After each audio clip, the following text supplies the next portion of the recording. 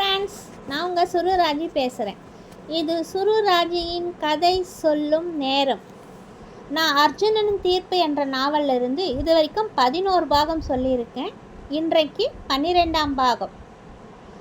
அர்ஜுன் அவந்திகாவிடம் கோபமாக பேசிவிட்டு ஆசிரமத்தை விட்டு வேகமாக வெளியே செல்ல ஆரம்பித்தான். சார் சார் என்று அவந்திகாவும் அர்ஜுனன் பின்னே வேகமாக ஓடி வந்தாள். இப்போ எதற்காக என் வீட்டுக்கு போகிறீங்க? என் அப்பா அம்மா கிட்டே என்ன பேச போகிறீங்க என்று படபடப்பாக கேட்டாள். வேற என்ன, கோவிலில் உங்ககிட்ட என்ன கேட்டனோ அதை தான் அவங்கக்கிட்டேயும் சொல்லி சம்மதம் கேட்க போகிறேன் என்றான் அர்ஜுன். ஏன் சார் இப்படி இருக்கீங்க?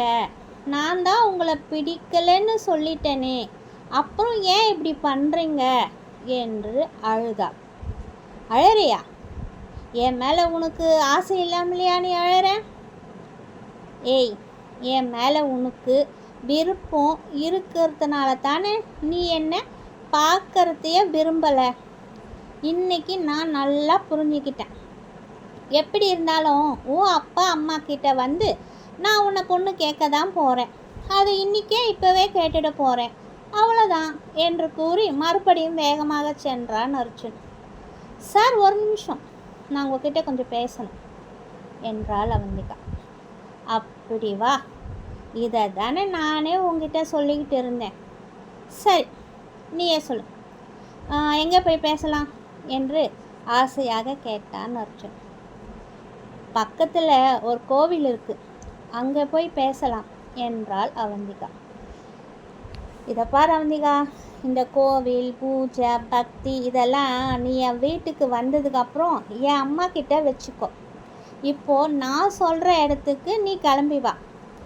ஆமாம், உனக்கு எத்தனை மணிக்கு டியூட்டி முடியும் என்று கேட்டான். இன்னும் 2 மணி நேரம் இருக்குது, 7 மணிக்கு தான் எனக்கு டியூட்டி முடியும் என்றாள் அவந்திகா. அப்போ சரி, நான் உங்கள் வார்டன்கிட்ட பர்மிஷன் கேட்குறேன், நீ போய் என் பைக்கு கிட்டே வெயிட் பண்ணு என்று அர்ஜுன் கூறிவிட்டு வார்டனிடம் சென்று பர்மிஷன் கேட்டான்.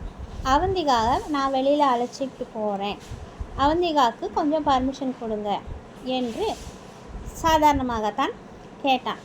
ஆனால் அந்த வார்டன், என்ன சார் நீங்கள் ஏதோ பேசணுன்னு தான் சொன்னீங்க, இப்போ வெளியே கூட்டிகிட்டு போகணும்னு பர்மிஷன் கேட்குறீங்க என்று கோபப்பட்டார்.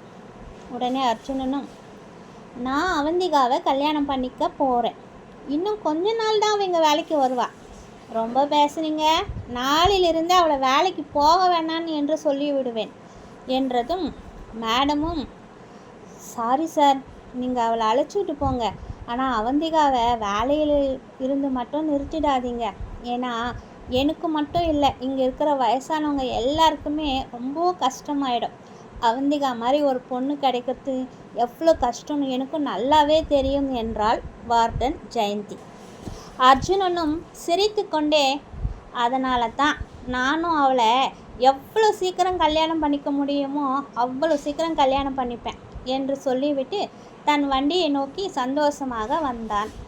அவந்திகா அர்ஜுன் முன்னாடி நின்று, வண்டியெல்லாம் வேண்டாம் சார், நம்ம எப்பவும் போல் ஆட்டோவிலே போகலாம் என்றாள். அதெல்லாம் முடியாது அவந்திகா, நீ என் கூட தனியாக வரணும்னு முடிவு பண்ணிட்டல, வா வா வா வந்து என் வண்டியில் உக்கார் என்று சொல்லிவிட்டு வண்டியை ஸ்டார்ட் செய்ய வண்டி ஸ்டார்ட் ஆகவில்லை.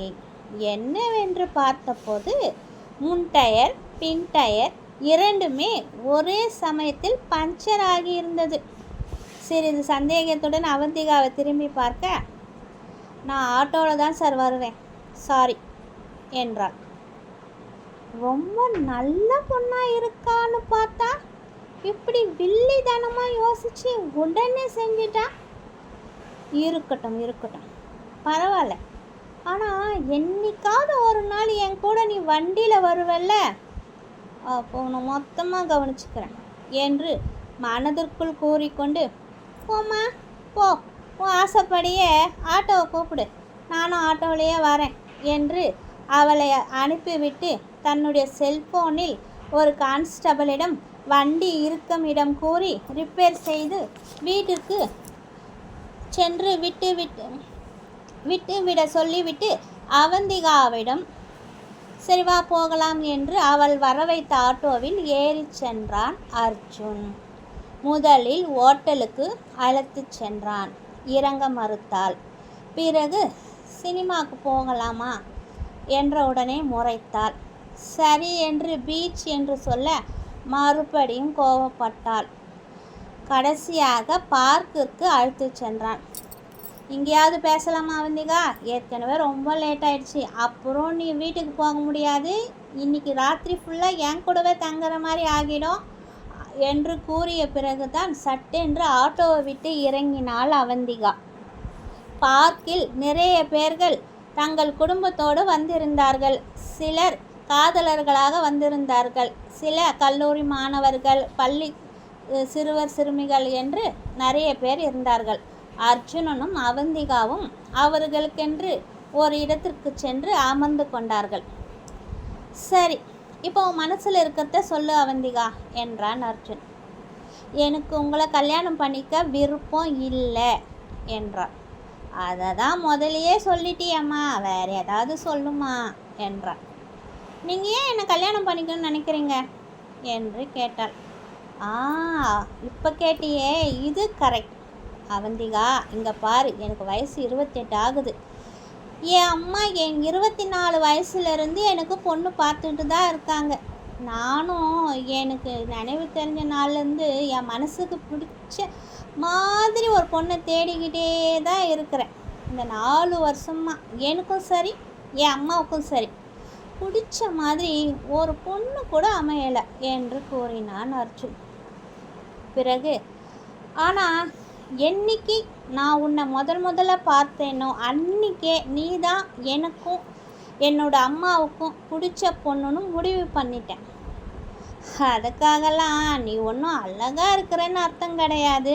உன்னுடைய நிதானமும் பொறுமையும் பயந்த மாதிரி தெரிஞ்சாலும் ஆனால் அதே சமயத்தில் உள்ளுக்குள்ளே இருக்கிற உன்னோட தைரியமும் எனக்கு ரொம்ப பிடிச்சிருந்த காரணத்தினால தான் உன்னையே நான் கல்யாணம் பண்ணிக்கணும்னு முடிவு எடுத்தேன். அது இப்போது உங்ககிட்டையும் சொல்லிட்டேன். அவந்திகா, என் மனசில் இருக்கிறத நான் சொல்லிட்டேன். அதே மாதிரி உன் மனசில் இருக்கிறதையும் நீ அப்படியே சொல்லுவேன்னு நினைக்கிறேன் என்றான் அர்ஜுன். அவந்திகா சில வினாடிகள் மௌனமாக இருக்க அர்ஜுனனும் சரி அவளாகவே பேசட்டும் என்று பொறுமையாக அமைதியுடன் காத்திருந்தான். பிறகு மெதுவாக அவந்திகா, சார், எனக்கு இப்போ என்ன பதில் சொல்கிறதுன்னு தெரியல. நான் என்ன சொன்னாலும் நீங்களும் ஒத்துக்க மாட்டீங்க, அது நல்லா புரியுது. எனக்கு கொஞ்ச நாள் டைம் தந்தீங்கன்னா என் முடிவை நான் சொல்கிறேன் என்றாள். உடனே அர்ஜுன், முடியாது அவந்திகா, இப்போ சொன்னாலும் சரி நீ எப்போ சொன்னாலும் சரி, நான் உங்கள் வீட்டுக்கு என் அப்பா அம்மாவோடு வந்து பொண்ணு கேட்கத்தான் போகிறேன். சரி, அதுக்கு முன்னாடி வாயால் சம்மதம் கேட்கலான்னு ஆசைப்பட்டேன். நீ சரிப்பட்டு வரமாட்டேன், நான் உங்கள் வீட்லேயே போய் பேசிக்கிறேன் என்று எழுந்தான் அர்ஜுன்.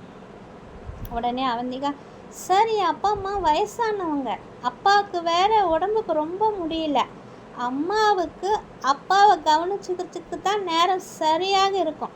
நான் ஒருத்தி தான் அவங்களுக்கு இப்போ ஆதரவாக இருக்கேன். எனக்கும் அவங்கள விட்டால் வேறு யாரும் கிடையாது. உங்ககிட்ட சொல்கிறதுக்கு என்ன சார், என்னோடய சம்பளத்தில் என்னால் வாடகை கூட சரியாக கொடுக்க முடியல. அப்பாவோட ஆஸ்பத்திரி செலவு கூட நான் ஆசிரமத்தில் ஓவர் டைம் தான் செய்கிறேன். பொதுவாகவே நான் வீடு, ஆசிரமம், கோவில் இதை தவிர வேறு எங்கேயுமே போக மாட்டேன்.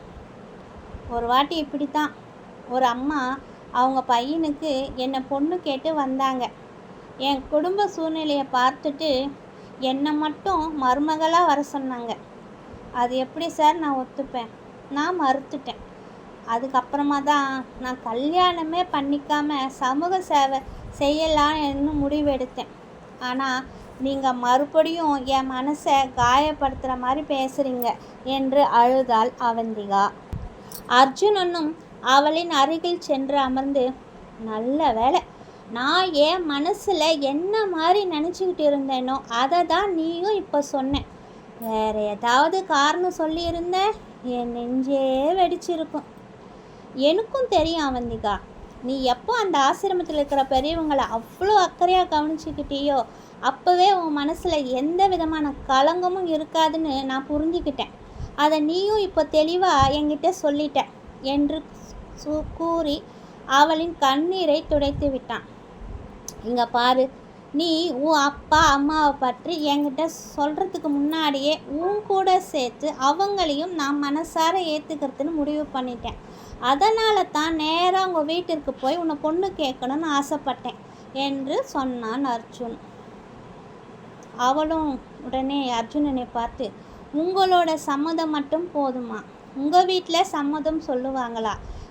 எனக்கு இதில் நம்பிக்கை இல்லை என்று சொல்லி மேலும் அழ ஆரம்பித்தாள் அவந்திகா. இப்போ என்ன, என் அப்பா அம்மாவோடு வந்து உன்னை பொண்ணு கேட்டால் நீ சம்மதம் சொல்லுவ அப்படித்தானே என்று சந்தோஷமாக கேட்டான் அர்ஜுன். அவள் மௌனம் சாதித்தாள்.